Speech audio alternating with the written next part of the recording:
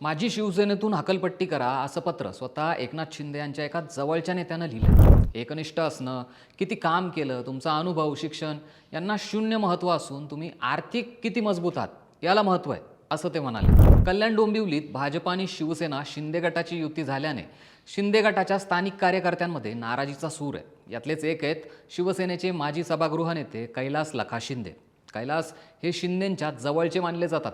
त्यामुळेच त्यांनी हा निर्णय घेतल्याने चर्चेचा विषय ठरलाय. पण यापेक्षा जास्त चर्चा होतीये ती म्हणजे त्यांनी लिहिलेल्या पत्राची. सध्या देशात, राज्यात, जिल्ह्यात, शहरात तसंच गावामध्ये राजकारण वेगळ्याच पद्धतीचं सुरू आहे.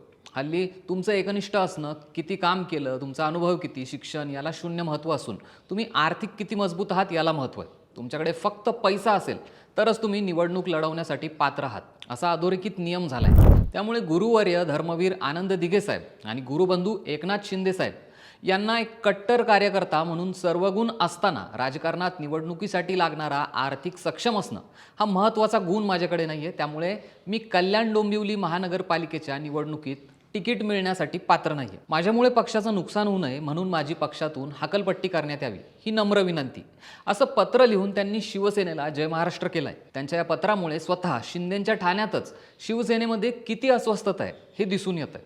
शिंदेंच्या अनेक निकटवर्त्यांनी देखील असाच निर्णय याआधी घेतला असल्याने शिंदे गट आपल्याच बालेकिल्ल्यात धोक्यात असल्याची चर्चा आहे. यावर तुमचं मत काय? कमेंट करून नक्की सांगा.